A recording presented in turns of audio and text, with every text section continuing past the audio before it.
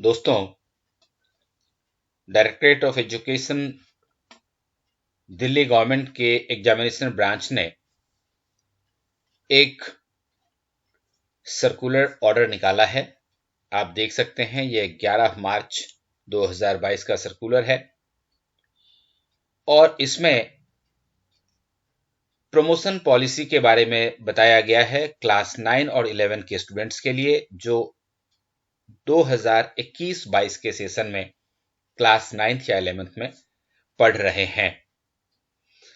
ये बच्चों के लिए समझना बहुत जरूरी है कि किस आधार पर उनका प्रमोशन होगा और टीचर्स के लिए भी ये समझना बहुत जरूरी है कि बच्चों का प्रमोशन कैसे दिया जाएगा। इसलिए इस वीडियो को शुरू से अंत तक बहुत ही ध्यान से देखिए ताकि आपकी समझ में आ जाए कि 9th और 11th क्लास के बच्चों का प्रमोशन कैसे होगा अगली क्लास में। यहां आप देख सकते हैं इन्होंने कहा है कि भाई पिछला 2 साल जो रहा है कोविड-19 की वजह से काफी मुश्किल भरा साल रहा है बच्चों के लिए भी और टीचर्स के लिए भी। ऐसी स्थिति में पिछले साल 1 सितंबर 2021 को एक सर्कुलर आया था डायरेक्टरेट ऑफ एजुकेशन का, जिसमें यह बताया गया था कि स्कीम ऑफ असेसमेंट क्या होगा क्लास 9th और 11th के बच्चों के लिए। और उसी में यह बात बताया गया था, एक रूल था, rule 4B for class 9 and 11 for class 11 promotion policy 2019-20 जो 9 अक्टूबर 2019 को सर्कुलेट की गई थी।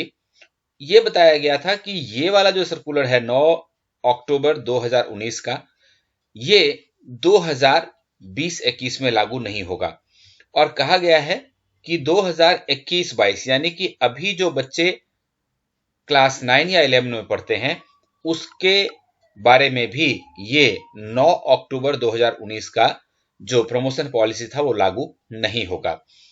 तो फिर क्या होगा उसके बारे में यहां बताया गया है कि देखिए डीडीएमए का एक ऑर्डर था और ये ऑर्डर एप्लीकेबल था 26 फेब 2022 तक, जिसमें कि ऑनलाइन और ऑफलाइन दोनों ही मोड में स्कूलों में पढ़ाई की बात कही गई थी। और साथ ही उसमें यह भी कहा गया था कि अगले 31 मार्च 2022 तक क्लास 9th और 11th के बच्चे जो स्कूल में आएंगे उसके लिए उनको कंसेंट ऑफ पेरेंट होना बहुत जरूरी है, यानी कि पेरेंट्स से एनओसी लेने के बाद ही स्कूल आ पाएंगे। इसका मतलब यह हुआ कि यदि कोई पेरेंट अपने बच्चे को 31 मार्च 2022 तक स्कूल नहीं भेजना चाहता तो उसे मजबूर नहीं किया जा सकता है। और बहुत सारे स्कूलों में ऐसा देखा भी जा रहा है कि कुछ बच्चे जो गांव चले गए हैं या दिल्ली से बाहर चले गए हैं वो स्कूल नहीं आ पाते और अभी वो ऑफलाइन मोड में क्लास नहीं कर रहे हैं। तो ऐसी स्थिति में प्रमोशन पॉलिसी क्या होगी इसके बारे में इस सर्कुलर में पूरी जानकारी दी हुई है। तो देखिए यहां बहुत क्लैरिटी के साथ ये बात कही गई है, therefore considering these circumstances in the current academic session result would be calculated based on the marks obtained by the students in term 1 term 2 या फिर term 1 and term 2 examination and declared on the basis of the following modified promotion rule। यदि term 2 का exam नहीं हो पाया तो सिर्फ term 1 के आधार पर रिजल्ट निकाल दिया जाएगा, या अगर टर्म 1 हुआ ही था टर्म 2 भी हो पाएगा तो टर्म 1 और टर्म 2 दोनों एग्जामिनेशन के आधार पर रिजल्ट निकाला जाएगा। तो ऐसी स्थिति में हम मान के चलते हैं कि टर्म 1 का एग्जामिनेशन हो गया और टर्म 2 का एग्जामिनेशन होगा, तो फिर प्रमोशन पॉलिसी हमारी क्या होगी क्लास 9th के लिए और क्लास 11th के लिए। इसको बहुत अच्छी तरह से सभी लोग समझ लें। ये देखिए पॉइंट नंबर 1 कहता है कि result of the student will be calculated for the promotion upgradation to the next higher class on the basis of marks obtained in the mid term examination that is term 1, marks of annual examination term 2 and marks of internal assessment project practical ASL taken together. Passing criteria will be 33 marks in 5 main subjects.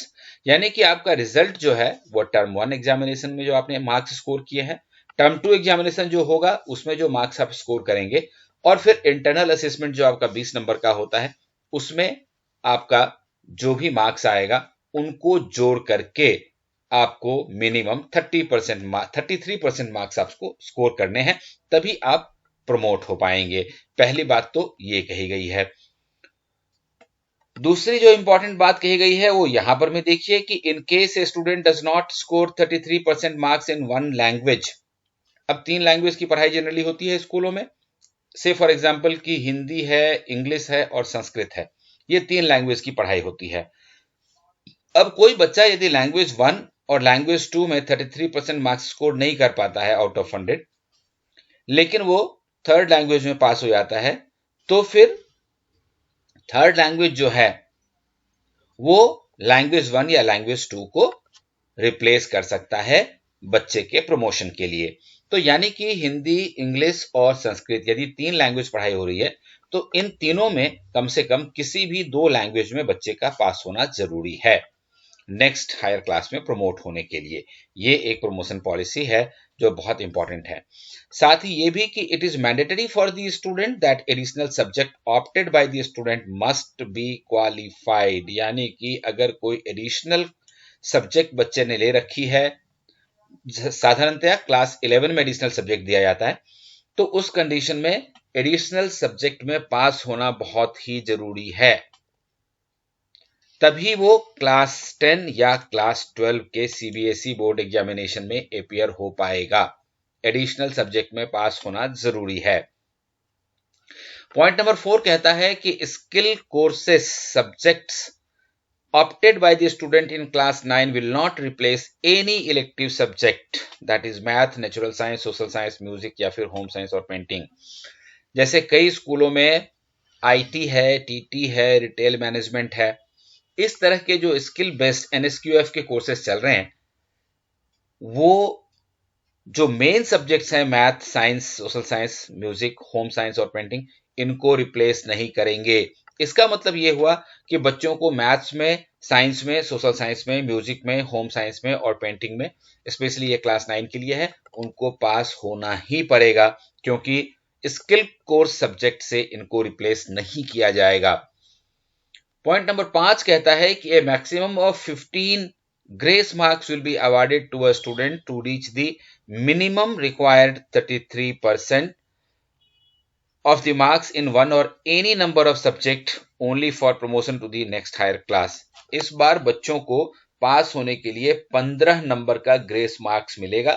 वो या तो किसी एक विषय में दिया जा सकता है या फिर इस 15 नंबर को अन्य कई विषयों में, किसी में 5, किसी में 4, किसी में 6, किसी में 10, ऐसा करके भी आप बांट सकते हैं और कुल 15 नंबर ग्रेस के दे सकते हैं बच्चे को पास होने के लिए। उसके बाद ये देखिए पॉइंट नंबर 7 बहुत इंपॉर्टेंट है कि in case a student could not appear for any reason in term 1 term 2 examination, और अगर उसके लेस देन 33% मार्क्स हैं इन वन और more subject, he she will be eligible to appear in compartment examination. यानी कि अगर किसी भी कारण से बच्चा टर्म 1 नहीं दे पाया, टर्म 2 दे दिया, या टर्म 1 तो दिया था टर्म 2 दे नहीं पाया, या फिर टर्म 1 टर्म 2 दोनों ही दे दिया लेकिन उसके बावजूद भी वो पास नहीं हो पाया, ग्रेस नंबर 15 नंबर देने के बावजूद वो पास नहीं हो पाया, तो ऐसे बच्चों को कंपार्टमेंट एग्जामिनेशन में रखा जाएगा और कंपार्टमेंट एग्जामिनेशन जब टर्म 2 का पेपर हो जाएगा उसके बाद लिया जाएगा। पॉइंट नंबर 8 कहता है कि compartment examination will be conducted on the basis of syllabus, design of question paper and weightage of marks of annual examination. जैसा एनुअल एग्जामिनेशन का सिलेबस था, डिजाइन ऑफ क्वेश्चन पेपर था, वेटेज था, उसी के हिसाब से होगा और उसमें कोई चेंज नहीं होगा। फिर रिजल्ट कैसे निकाला जाएगा और प्रमोशन कैसे होगा उसके बारे में कहा गया है पॉइंट नंबर 9 में कि result of the compartment examination will be declared on the basis of conversion of marks obtained by the students in compartment examination plus marks of internal assessment, project, practical, ASL taken together। यानी कि compartment examination में बच्चे ने जितना marks लिया है उसको convert किया जाएगा और उसमें फिर इंटरनल असेसमेंट, प्रोजेक्ट, प्रैक्टिकल और एएसएल के मार्क्स को जोड़ा जाएगा। उसके बाद उसका रिजल्ट निकाला जाएगा। और for conversion of marks, the maximum marks and marks obtained in compartment examination will be multiplied by 2। ये बहुत इंपॉर्टेंट है समझना कि मार्क का कन्वर्सन कैसे होगा। तो मैक्सिमम मार्क्स और मैक्सिमम मार्क्स में बच्चे ने जितना मार्क्स लिया है उसको 2 से आप मल्टीप्लाई कर दीजिए, आपका मार्क कन्वर्ट हो जाएगा। इसी हिसाब से ये फॉर्म आप देखेंगे कि मार्क्स भरा जाएगा। और इसके बाद कहता है the student must secure 33% marks in each of the subject which he has taken in compartment examination for promotion, and no benefit of grace marks will be given to the student for computing the result of compartment examination. Grace marks compartment examination में बच्चों को बिल्कुल भी नहीं दिया जाएगा, इसलिए वहां उनको 33% मार्क्स पर स्वयं पहुंचना होगा। तो ये आप देख सकते हैं कि डायरेक्टर एजुकेशन के साइन से ये निकला हुआ है ऑर्डर। प्रमोशन पॉलिसी आपको क्लियर हो गया है। इन सारे पॉइंट्स को ध्यान में रखते हुए बच्चे अपने एग्जाम की तैयारी करें ताकि पहले बार में अच्छे अंकों से पास हो जाएं और कंपार्टमेंट की तरफ उनको ना जाना पड़े। All the best.